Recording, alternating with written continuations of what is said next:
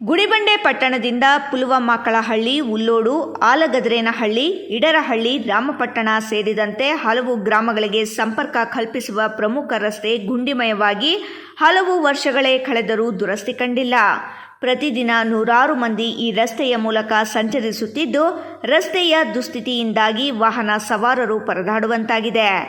ಈ ಕುರಿತು ಮಾತನಾಡಿದ ಶ್ರೀನಿವಾಸ್, ರಾಮಪಟ್ಟಣ ರಸ್ತೆಯ ಮಾರ್ಗದಲ್ಲಿ ಹಲವು ಶಿಕ್ಷಣ ಸಂಸ್ಥೆಗಳಿವೆ. ಹೆಚ್ಚಿನ ಸಂಖ್ಯೆಯಲ್ಲಿ ಸರ್ಕಾರಿ ನೌಕರರು ವಾಸಿಸುವ ಪ್ರದೇಶವೂ ಇದಾಗಿದೆ. ಪ್ರತಿದಿನ ಸಾರ್ವಜನಿಕರು ಇದೇ ರಸ್ತೆಯನ್ನು ಬಳಸುತ್ತಿದ್ದಾರೆ. ಇಂತಹ ಪ್ರಮುಖ ರಸ್ತೆ ಹಲವು ವರ್ಷಗಳಿಂದ ಹದಗೆಟ್ಟಿದ್ದರೂ ಸಂಬಂಧಪಟ್ಟ ಅಧಿಕಾರಿಗಳು ಹಾಗೂ ಜನಪ್ರತಿನಿಧಿಗಳು ಗಮನ ಹರಿಸದಿರುವುದು ವಿಷಾದನೀಯ ಎಂದರು. ಆತ್ಮೀಯ ಮಾಧ್ಯಮ ಮಿತ್ರರಿಗೆ ನಮಸ್ಕಾರಗಳು. ನನ್ನ ಹೆಸರು ಶ್ರೀನಿವಾಸ್ ಅಂತ, ಕರ್ನಾಟಕ ಪ್ರಾಂತ ರೈತ ಸಂಘದ ತಾಲೂಕು ಕಾರ್ಯದರ್ಶಿಯಾಗಿ ಮಾತಾಡ್ತಾ ಇದ್ವಿ. ಏನು ಗುಡಿಬಂಡೆ ಪಟ್ಟಣದಲ್ಲಿ ಏಕೈಕ ಒಂದು ರಾಮಪಟ್ಟಣ ರಸ್ತೆ ಅಂತ ಏನಿದೆಯೋ ಅದೇ ಇದರಲ್ಲಿ ಪದವಿ ಪೂರ್ವ ಕಾಲೇಜ್ ಆಗಿರ್ಬೋದು, ಡಿಗ್ರಿ ಕಾಲೇಜ್ ಆಗಿರ್ಬೋದು, ITI ಕಾಲೇಜ್ ಆಗಿರ್ಬೋದು, ಮತ್ತು ಅತಿ ಹೆಚ್ಚಾಗಿ ಸರ್ಕಾರಿ ನೌಕರರು ವಾಸಿಸುವಂಥ ಒಂದು ಪ್ರದೇಶವಾಗಿದೆ. ಸುಮಾರು ವರ್ಷಗಳಿಂದ ಈಗ ನಮ್ಮ ಭಾರತ ದೇಶಕ್ಕೆ 80 ವರ್ಷಗಳಾಗಿದೆ ಸ್ವಾತಂತ್ರ್ಯ ಬಂದು. ನಮ್ಮ ಗುಡಿಬಂಡೆಗೆ ಬಂದು 80 ವರ್ಷಗಳಾಗಿದೆ. ಈಗ ಇದೇ ತಿಂಗಳ 15ನೇ ತಾರೀಕು ಸ್ವಾತಂತ್ರ್ಯ ದಿನಾಚರಣೆ ಮಾಡ್ತಾಯಿದೆ. ಅದೇ ದಾರಿಯಲ್ಲಿ ಮಕ್ಕಳು ಓಡಾಡಬೇಕಾಗುತ್ತೆ, ಅದೇ ದಾರಿಯಲ್ಲಿ ಜನಪ್ರತಿನಿಧಿಗಳು, ಅದೇ ದಾರಿಯಲ್ಲಿ ಜನಪ್ರತಿನಿಧಿಗಳು, ಸರ್ಕಾರಿ ಅಧಿಕಾರಿಗಳು ಹೋಗುವ ಪರಿಸ್ಥಿತಿ ನಿರ್ಮಾಣ ಆಗಿದೆ. ಎಷ್ಟು ವರ್ಷಗಳಿಂದ ಅದು ರಾಮಪಟ್ಟಣ ರಸ್ತೆ ಅಂತ ಮೀಡಿಯಾದಲ್ಲಿ ಬಂದಿದೆ, ಯಾಕೆ ಗಮನ ಹರಿಸ್ತಾ ಇಲ್ಲ ಸಂಬಂಧಿಸಿದ ಅಧಿಕಾರಿಗಳಾಗಿರ್ಬೋದು, ನಮ್ಮ ಸ್ಥಳೀಯ ಶಾಸಕರು? ಈಗ ರಸ್ತೆ ಅಗಲೀಕರಣದಲ್ಲಿ ಕೆಲವು ಮನೆಗಳು ಕಳ್ಕೊಂಡ್ರು ಪಾಪ. ಅವ್ರಿಗೆ ಇಷ್ಟು ತನಕ ಅವ್ರು ಸತ್ಯ ತೀರ್ಕೊಂಡಿದ್ದಾರೆ. ಕೆಲವು ಊರು ಬಿಟ್ಟು ಹೋಗ್ಬಿಟ್ರು, ಗುಡಿಬಂಡೆ ತಾಲೂಕೆ ಬಿಟ್ಬಿಟ್ಟು ಹೋಗ್ಬಿಟ್ಟಿದ್ದಾರೆ. ನೀವು ಕೊಟ್ಟಿರೋದು ಎಷ್ಟು ಸ್ವಾಮಿ? 10-20 ಬಚ್ಚಲ ಮನೆಗೆ ಸಹ ಆಗಲ್ಲ, ಶೌಚಾಲಯಕ್ಕೂ ಆಗಲ್ಲ ನೀವು ಕೊಟ್ಟಿರುವಂಥ ಒಂದು ಸೈಟ್ಗಳು. ಅದೇ ದಿವಂಗತ GV ಶ್ರೀರಾಮ್ ರೆಡ್ಡಿ ಅವರು ಒಂದು ಕಾಲೋನಿನೇ ಮಾಡಿಬಿಟ್ಟಿದ್ದಾರೆ ತಿರುಮಲನಗರದಲ್ಲಿ. ಎಷ್ಟೆಷ್ಟು ಸೈಟ್ ಕೊಟ್ಟಿದ್ದಾರೆ. ಈಗ ನೀವು ಪಟ್ಟಣ ಪಂಚಾಯತಿ ದಾಖಲೆಗಳು ತೋರಿಸಬೇಕಿದ್ರೆ ದಾಖಲೆ ತಗೊಂಡು ನೋಡಿ. ಅತಿ ಹೆಚ್ಚು ಪಟ್ಟಣದಲ್ಲಿ ನಿವೇಶನ ಕೊಟ್ಟಿರುವ ಏಕೈಕ ಶಾಸಕರು ಅಂದರೆ GV ಶ್ರೀರಾಮ್ ರೆಡ್ಡಿ ಅವರು. ನೀವು ಯಾಕೆ ಮನಸ್ಸು ಮಾಡ್ತಾ ಇಲ್ಲ? ಇಲ್ಲಿ ಉಪ್ಪಾರಳ್ಳಿ ಹತ್ರ ಮಾಡ್ತಾಯಿದ್ದೀರಾ, ಅಲ್ಲಿ ಆವಾಗಲೇ ಬೇರೆ ರೈತರು ಕಬಳಿಕೆ ಮಾಡ್ಕೊಳ್ತಾ ಇದ್ದಾರೆ. ನಿಮ್ಮ ಅನುಯಾಯಿಗಳೇ ಮಾಡ್ತಾ ಇರೋದು.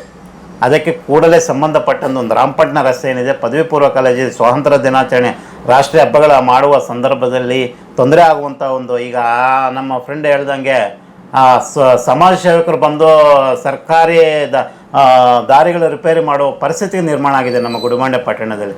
ನೀವೇನು ಮಾಡ್ತಾ ಇದ್ದೀರ ಸ್ವಾಮಿ? ಇದು ಗಮನದಲ್ಲಿ ಇಟ್ಕೊಂಡು ಮುಂದಿನ ದಿನಗಳಲ್ಲಿ ಏನಾನ ಸರಿಪಡಿಸದೇ ಇದ್ದರೆ ನಾವು ಉಗ್ರವಾದ ಒಂದು ಹೋರಾಟ ಮಾಡ್ತೀವಿ ಅಂತ ಒಂದು ಎಚ್ಚರಿಕೆಯನ್ನು ಕೊಡ್ತಾ ಇದ್ವಿ. ಮಳೆಗಾಲದಲ್ಲಿ ರಸ್ತೆಯ ಸ್ಥಿತಿ ಮತ್ತಷ್ಟು ಹದಗೆಟ್ಟಿದ್ದು, ಗುಂಡಿಗಳು ನಿರ್ಮಾಣವಾಗಿವೆ.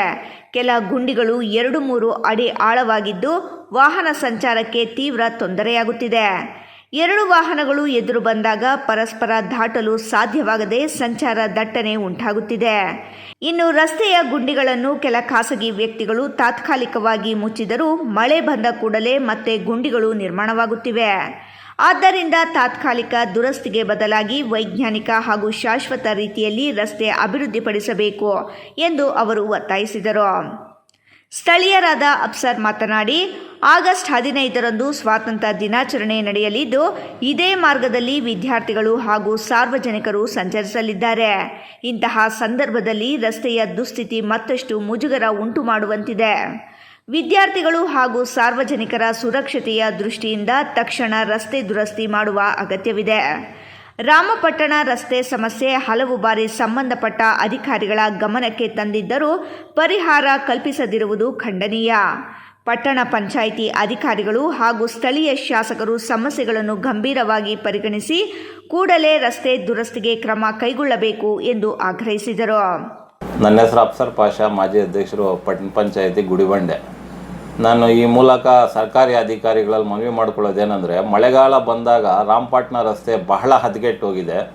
ಆ ಒಂದು ರಸ್ತೆಯಲ್ಲಿ 2 ಶಾಲೆಗಳಿದೆ ಮತ್ತು ಕಾಲೇಜುಗಳು 2 ಇದೆ. ಎಲ್ಲ ಇದ್ರೂ ಕೂಡ ಅಧಿಕಾರಿಗಳು ಕೂಡ ಆ ಒಂದು ರಸ್ತೆಯಲ್ಲಿ ಓಡಾಡ್ತಾ ಇರ್ತಾರೆ. ಎಲ್ಲ ಒಂದು ಕಣ್ಮುಚ್ಕೊಂಡು ಓಡಾಡ್ತಾ ಇದ್ದಾರೆ. ನಾವು ಸುಮಾರು ದಿನಗಳಿಂದ ಗಮನಿಸ್ತಾನೇ ಇದ್ದೀವಿ. ಏನು ನಾಮಕಾವಾಸ್ತೆ ಯಾರೋ ಖಾಸಗಿ ವ್ಯಕ್ತಿಗಳು ಆ ಗುಣಿಗಳನ್ನು ಮುಚ್ಚೋದು, ರೆಡಿ ಮಾಡೋದು, ಮತ್ತು ಮಳೆಗಾಲ ಬಂದರೆ ಕಾಮನ್ನಾಗಿ ಆಗೋದು. ದಯವಿಟ್ಟು ಸರ್ಕಾರಿ ಅಧಿಕಾರಿಗಳು ಏನು ನಿದ್ದೆ ಮಾಡ್ತಾಯಿದ್ದೀರಾ, ದಯವಿಟ್ಟು ನೀವು ಹುಷಾರಾಗಿ ಆ ಒಂದು ರಾಮಪಟ್ಟಣ ರಸ್ತೆಯನ್ನು ಆದಷ್ಟು ಬೇಗ ಸರಿ ಮಾಡಬೇಕು.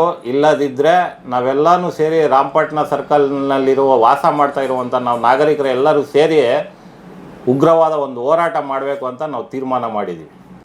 ರಸ್ತೆ ಸಮಸ್ಯೆ ಶೀಘ್ರ ಪರಿಹರಿಸದಿದ್ದರೆ ರಾಮಪಟ್ಟಣ ಸರ್ಕಲ್ ಹಾಗೂ ಸುತ್ತಮುತ್ತಲಿನ ನಾಗರಿಕರನ್ನು ಒಗ್ಗೂಡಿಸಿಕೊಂಡು ತೀವ್ರ ಹೋರಾಟ ನಡೆಸಬೇಕಾಗುತ್ತದೆ ಎಂದು ಅಫ್ಸರ್ ಎಚ್ಚರಿಸಿದರು. ಮಕ್ಕಳು ಸಾರ್ವಜನಿಕರ ಹಿತದೃಷ್ಟಿಯಿಂದ ಸಂಬಂಧಪಟ್ಟ ಅಧಿಕಾರಿಗಳು ಇನ್ನಾದರೂ ಎಚ್ಚೆತ್ತು ರಾಮಪಟ್ಟಣ ರಸ್ತೆ ಶೀಘ್ರ ದುರಸ್ತಿ ಮಾಡಬೇಕು ಎಂದು ಮನವಿ ಮಾಡಿದರು. ಮಹೇಶ್, ರಾಯಲ್ಸ್ ಕನ್ನಡ, ಗುಡಿಬಂಡೆ.